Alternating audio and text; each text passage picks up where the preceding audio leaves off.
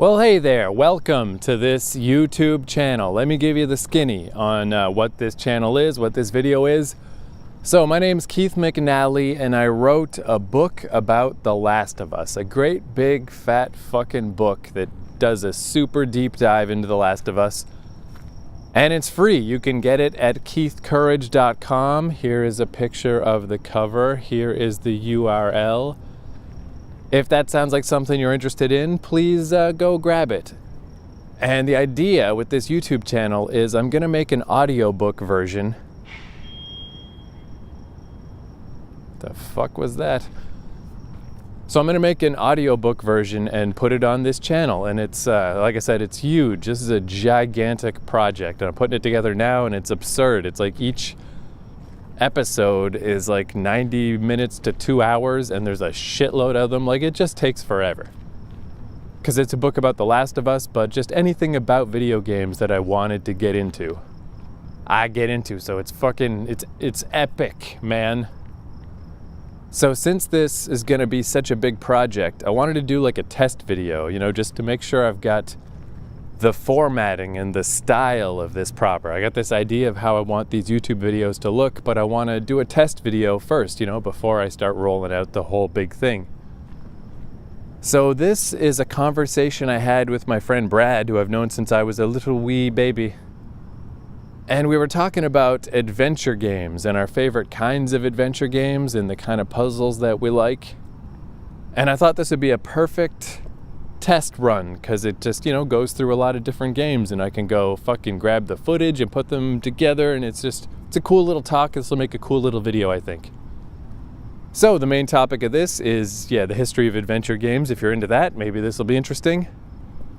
And this is kind of the soft launch of my big epic The Last of Us super essay. So if that sounds like the kind of thing you might be interested in, feel free to subscribe to this YouTube channel and hang around.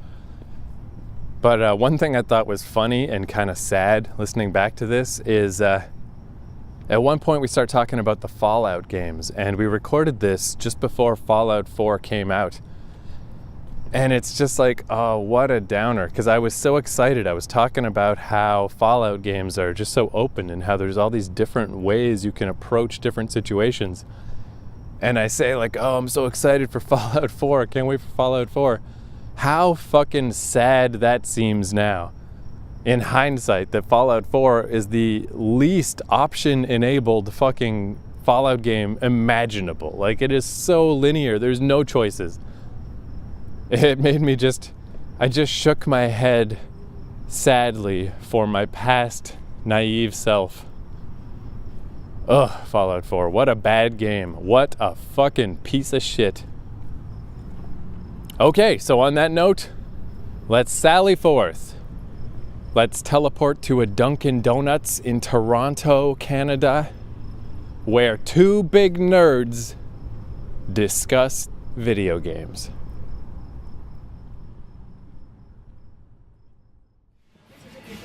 So, I wanted to talk about adventure games. So, I guess let's just talk about Broken Age. So, how was your overall experience with Broken Age? Part 1 I loved, and part 2 I felt was tedious in the extreme. Yeah, I mean, to me, by my standards, I consider part 2 uncompletable. Like, there's enough roadblocks in there that it's not that you can't do it, but I would never. I just would never. Yeah, I was like walk through city, pretty much. There were parts that I was able to get through without any real issues, and there were some very satisfying bits to it, but by and large, I just never need to rewire a robot again. Yeah, I didn't do any of that. So kind of, that's where I guess the disappointments of adventure games really hit me in the face with this one. Because part 1, I played through part 1 again, and part 1, especially having already played it, was pretty easy anyway. Second time it was a breeze, so it was more like that Life is Strange, Walking Dead style of the new adventure games that are just, they just flow and there's nothing wrong. And then part 2, I started with Vela on the ship, And I almost did it, man. I almost did it. The only puzzle I didn't figure out was that you had to wrap the yarn on the fork. So that's the only puzzle I didn't get. And then a music puzzle that you have to go onto Shay's side for. So basically, for all intents and purposes, I 99% completed Vella's side by myself. And that's when it occurred to me how fucking insane adventure games are that 99% is not a passing grade, you know? So definitely a downer, and I really think like if I had to pick any one reason, it would be this 99%. No, or like, you know, you need to 100% figure out everything, and there's no give. And there's no multiple solutions either, right? Yeah, and there never is anymore, and I think that's what I'm going to kind of get into now. But I was thinking about that, like what other aspects of life do you need 100%? I mean, at this point, 50% is a passing grade in like high schools and shit. And remember that asteroid rover thing that they fucked up a landing, so it bounced off the asteroid and it didn't grip the surface properly. So it was in the wrong part of the asteroid and it was obscured from the sun, so its solar panel wasn't working very well. And they still got like a week or something of life out of that thing. They didn't even need to have 100% of that thing work. But in an adventure game, you have to figure out everything. And it's like, this is ridiculous, because it is like the same thing that people always say, guess what I'm thinking. It's part of the appeal and it's part of the trouble with adventure games in general, where you have to draw on your knowledge of how things really work, but you also have to draw on, you have to learn things from your environment, and when the two come into conflict, then you start having lots of problems, right? I think I prefer ones where you have to learn more from the world, right? They're the better ones because that way it's just easier, because if you have to rely on how you know things work, then adventure game puzzles just cease to be meaningful at all. Whereas if you're in an artificial environment, that's much better. But I like that what you were saying. I think Tim Schafer himself said that about like that's what's neat about adventure games is like drawing on your knowledge of the world. Like, oh, he's a butcher, you might need a butcher's knife or something like that. And that's a nice theory, but then the reality of the puzzle is that it's as ironclad as a braid puzzle. Like it is like this, it needs to be done this one way, and your lateral thinking really doesn't get you very far. Yep, and again, mechanics are very important. And you know, that's the other thing too. Tim Schafer can't figure out what Tim Schafer was thinking. Everyone who ever made an adventure game says when they go back and play the new remastered version, they can't beat them. You know? And that is a problem, right? Like that is, that does indicate that there's some sort of problem. It's like how people who make those shooters, those modern shooters, it's like, well, if you like shooters enough that you are going to make a modern one yourself, then you were probably too good at shooters, right? Did you ever hear that story about Mega Man 1, that the reason it was so insanely hard is because the team, played it every day, so they made it challenging for themselves, and then they released it onto poor little children. Beginning a whole pattern, yeah. But yeah, so I think an easy way to definitely a huge benefit to classic style adventure games that so few games do is just multiple solutions. So it takes off some of those stress points. It's still just multiple stress points, but it helps enormously. It's enormously helpful. Again, King's Quest 1. Yeah, so what made me think of it was Space Quest Zero is like a fan-made AGI game. I love those AGI games. They're like my favorite. Just visually, they look so awesome to me because that's just what I grew up with. And it had these multiple puzzles, and that was the first time I ever realized that the early Sierra games did have multiple puzzles, because the guy said in his text file, he's like, yeah, Space Quest Zero has some multiple solutions because Space Quest 1 had multiple solutions. That's true. And Space Quest 1 had multiple solutions too. Yeah, although it's not a great it's not a great example of that, because and Space Quest 2 had no multiple solutions, but Space Quest 1 had multiple solutions, but it was still a linear game. So there were still a million ways to fuck yourself because you didn't get an item from before and you couldn't go back. But it had stuff like the one I think of off the top of my head is the you get to the sand planet and there's a spider droid crawling around that wants to kill you. Ways of taking care of him. Yeah, so you can either just avoid him, or I think if you avoid him long enough, he actually shuts down. Or you can push a rock off of a cliff that falls on him, Or if you go into the room with the big monster guy, there's various ways to get rid of the monster, but one of them is to let the spider droid blow him up. Yeah, so many. Oh, yeah, like such a. And they kind of all make sense. I mean, maybe not waiting for him to. I think the waiting for him to run out of gas is just them being like, nice job avoiding him for this long. Now you can finally have a reprieve. You know what? I think that's a fair reward for that. And so I think it's the least of the puzzles, or it's the least of the solutions. But it's like, well, if you can avoid them this long, yeah. You're not the cleverest player in the world, but you did it. But yeah, a much better example, though, is even earlier than Space Quest 1, is King's Quest 1. It's the hands-down most open Sierra game there has ever been, and it's weird because it was the first one. Because not only does it have a ton of multiple solutions, but it's just a big grid map. So, like, you can almost always go back to somewhere. You don't get locked out of places. And the greatest evidence that I have that game nailed it and did everything so well is, to this day, still the most amazing video game feat I've ever accomplished in my whole life, is we had an old computer with green monochrome monitor.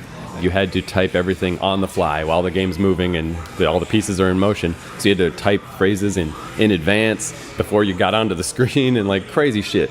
And the worst part of all, for some reason, that one version of King's Quest, you couldn't save. It was the only Sierra game we had like that, and yeah, maybe it's pirated. I don't have any idea why. It was the original PC Junior version of it, and it was a pirated copy for sure. Yeah, it was so old that it would draw in the screen, so you could use that to learn about items sometimes. Yeah.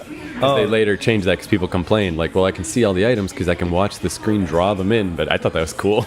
Yeah, I liked that. Yeah, oh man, so many memories of that particular thing. And yeah, like they had I think the inability to save was almost like a copy protection or something. Maybe. But because it was originally designed as a demo for the PC Junior computer. Right. And instead of not being able to run the demo, it's just like, oh, well, you can play it, but you can't save. I think that would be decent enough copy protection. Yeah, that makes sense. That really might be what happened.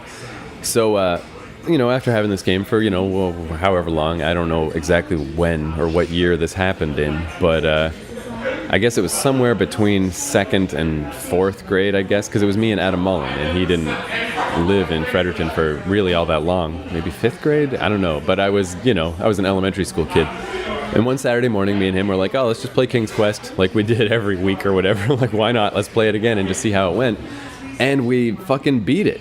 We did everything right. We figured out stuff. We got to the end. We didn't have any save. We just one run all the way through. And for like a little kid, it's like feeling people talk about with games like Dark Souls, where it's like, wow, that boss took 3 hours for me to beat, but once I beat him, I felt this sense of accomplishment that I don't feel with other video games. That was the feeling with King's Quest, that I've never felt that ever again, and I never will. It was the hardest thing for a little kid ever to do. It was insane. Especially since you can like die by like falling off a cliff or something, right? Yeah, there's a lot of ways things can go wrong. Yeah. But then in later years, as I got older and as the internet came about and people learned more about the nuts and bolts behind these adventure games, I realized that I don't think it took anything away from that amazing achievement. But I realized the only reason that was possible is because there were so many multiple solutions in that game. To which I say good. Yeah, exactly. Like, yeah, why do you want to hurt the small children of the world? Why don't you want them to do this, right? So, King's Quest 1, I think probably the best example. Well, okay, I guess, like, for instance, there's this dragon you have to kill, where you climb down this ladder, or this rope, into a well, and then for some reason the dragon's room doesn't fill with water. It really should. But so early adventure games really are kind of amazing in that respect, right? Where you're like, think of all the crap that was in them, right? Yeah. And so we had a dagger, so we threw the dagger at the dragon and killed him and got the magic mirror and got out of there, and we were like, cool. And it wasn't until years later that I found out that you can fill a bucket with water and throw the water at the dragon, and it's a non-lethal way to kill him, and you get more points for that. So you can't get full points by killing the dragon. And I'm like, that's great. So I can still brute force my way through with my dumb 10-year-old brain. But if I want full points, I need to not be a murdering king man. And I'm like, oh, great. So that's both requirements. Like, there's a reason to figure out the harder way to do it, but if I can't figure it out, I'm not stuck forever. Yeah. That was great. And but my favorite overall one is the fucking giant, up in the clouds. There are so many ways to handle that shit. And this is where, like, this is the difference between me having this amazing memory of me and Adam, like, just shocked that we beat King's Quest, or being stuck forever, is the fucking Rumpelstiltskin gnome. Unbelievable, right? So this fucking gnome man tells you, he gives you 3 guesses to guess his name. And you can guess Rumpelstiltskin, and I think he says, like, you're on the right track. In the other end of the world, there's a note in a random house that says sometimes it's best to think backwards. So say you combine that somehow and you type Rumpelstiltskin backwards, I think again he gives you like a, oh, you're on the right track type of thing. But what you actually have to do is transpose the alphabet, so A is Z, etc., and then spell his name out that way. I think forward, but possibly backwards. It's just nonsense characters. I thought it was like take every letter other than the ones that are in his name and do them backward or I something. don't think so, but I wouldn't put it past them. It's fucking crazy, no matter whatever way it is. And then he is justifiably shocked that you've guessed his name. Yeah, like how do you even pronounce that? Virtually, that puzzle is just, it is uncompletable. Like, that is ridiculous. But then what happens if you guess it somehow? Think of that. Like, right? What kind of Rain Man, you know? Yeah, like, it's better to not think of it. It's like, you know, you're better off in life if you didn't figure that out. Yeah. Like, So what they do is, if you guess it, he gives you magic beans, and you can plant those, and you take a beanstalk up to the Cloudland, and it's pretty easy route to the I Cloudland. remember cheating that way. Like, Yeah, and it must have just been in later years, or maybe we got some kind of a magazine or something, like, to have the solution. I don't know, because I did it too, and I don't know how I knew the name, but it wasn't until years later. But what happens if you fuck up his name 3 times is he still disappears, but he leaves a key. And you can unlock the door in the side of the mountain and walk up a really tough, weird set of stairs, and you get up there. And that's the dying by cliffside I was thinking of, because like you can die falling off those stairs, and it's like you can die so many weird ways, so not being able to save is a real kick in the dick. But yeah, the important thing though is you didn't solve the puzzle, but you're not stuck. You just have a slightly harder route to get up there. And then once you get up there, there's like 3 or 4 ways to take out that giant. Like, it's just the way a person should design adventure games. Yeah, like I think what I used to do is put on the invisibility ring, and then just wait. And if you wait long enough, he falls asleep. But there's like 2 other ways to do it that I can't remember off the top of my head. And the whole game is like that. Like, that game, it's not my favorite adventure game by a mile, but it's kind of the best one. It's the original and best. Yeah, it's got a lot of good options, and it just occurred to me that maybe the reason that they could have all those solutions, right? I think Like they were too dumb to know they didn't have to do that. No, I think the graphic quality is part of what did it, right? It's because it had graphics, but since the quality of the graphics was low enough, you could generate more graphics, you know, if you needed more graphics for solutions and stuff, Right. You know? And when I say dumb, I mean, I just mean naive. Like, it does seem like that could be the thing too, where they're trying to crack a new market. It's like, let's do what would make sense of what people would like with these games. And then they realized they didn't need to do that, and in fact can sell hint books if they don't. And next thing you know, you got Police Quest, where if you don't pull out your gun the right way, you lose instantly, and just like insane bullshit. But for an example of how quickly things changed, I remember in King's Quest II, I was stuck at this puzzle where you have to talk to a mermaid. And it always sticks in my mind because there's this kid from my school. This is elementary school again. I knew about the mermaid because I saw it in a magazine or something. So I was talking to him at one recess, and I was like, yeah, I can't get the mermaid to come. And he made some dumb joke about, like, you just, like, play with its pussy. And I didn't even know what that meant. And I was like, yeah, that's not helpful. You don't know how to do this, do you? But it turns out the problem was... I remember that kid.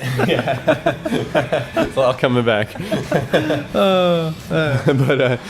Why are films R-rated for language? I remember being a kid. I just don't understand why films are R-rated for language, quite frankly. Yeah. Anyway, that's they write how kids talk, and then they go to jail. Yeah, it turns out, so the problem was there's these 3 magic doors you have to open, and the mermaid was the way to get the key to door number 2.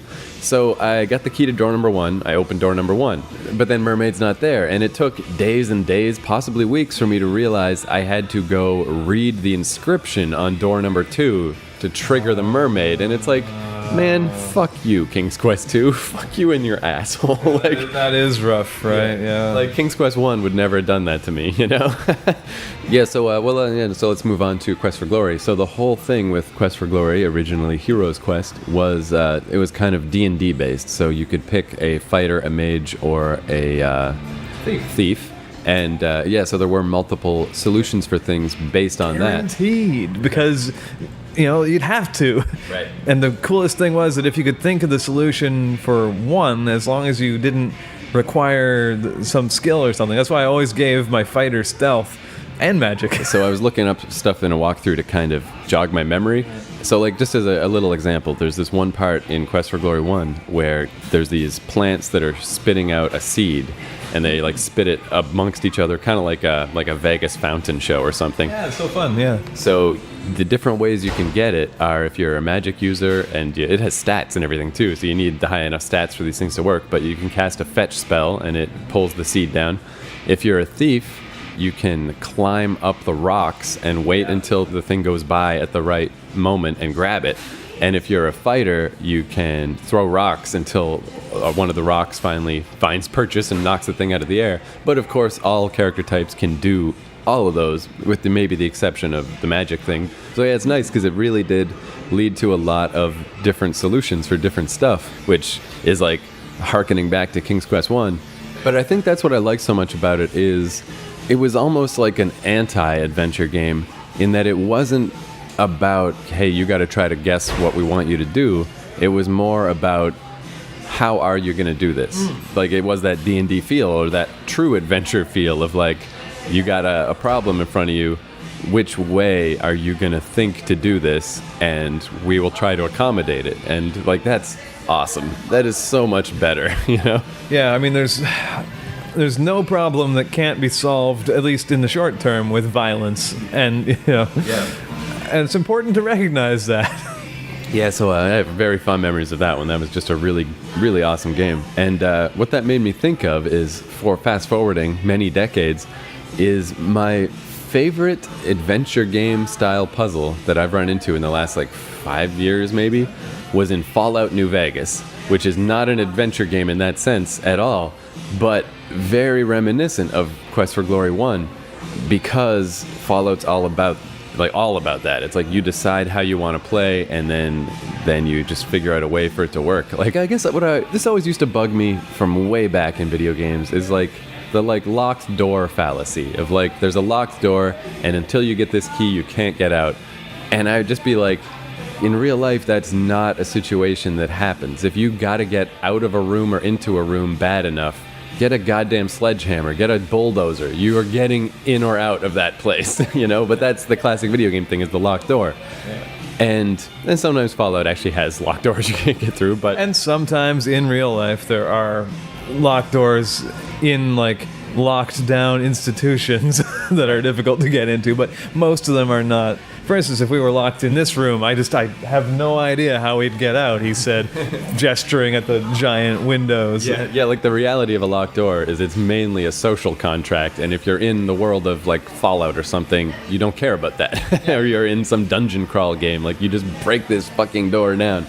And Fallout games, they are the king of this type of shit. I can't wait for Fallout 4, it's coming out soon, but they are the king of how are you going to express your inner self by how are you going to deal with the situation? What kind of mutant outcast are you going to be? Because there's really no situation that you can't deal with. Again, if you need to, just axe someone in the head and move on. But there's all the finesse ways as well. If only. So one of my favorite examples of that is there's this real weird quest in New Vegas where there's these ghouls, the people that got irradiated in Fallout fiction, who didn't die for some reason, either turn into feral ghouls that are crazy like zombies, or some of them don't. Some of them are intelligent, but they've been alive for 300 years and they remember when the bombs went off, and it's kind of neat, and they're discriminated against because they're horrible monsters and stuff. So there's this group of them that want to get on some rockets and go to the moon. And they're like, fuck this planet, we're going to the moon, we don't need to breathe, we're going to live on the moon. So you can help them try to get to the moon, but also you can fuck with their trajectory and make the rockets crash into each other and be a real dick, or you can actually help them get to the moon. But part of this is you need to help them get rocket fuel. And the main way to get it is you go to the 3 locations on the map and you fight a bunch of big bugs and you get the rocket fuel or whatever. But this was amazing. This never even occurred to me. I read about it later and I was like, that is awesome. It was a rare instance of, Fallout doesn't do this often, but there was a 100% adventure game style solution to that puzzle. Oh, wow. And what it was is you go to the town neighboring where these ghouls are hanging out, has they're in an old plant with the rockets and all this shit. So the town near that has, it's like from Pee-wee's Big Adventure, the big dinosaur, and you go into the dinosaur and there's a gift shop in there. And the gift shop is mostly selling guns and stuff, but also just whatever junk was there from 300 years ago. So one of the things they sell are these miniature rocket souvenirs that glow with this green glow that's like the fuel that you're trying to get for the ghouls.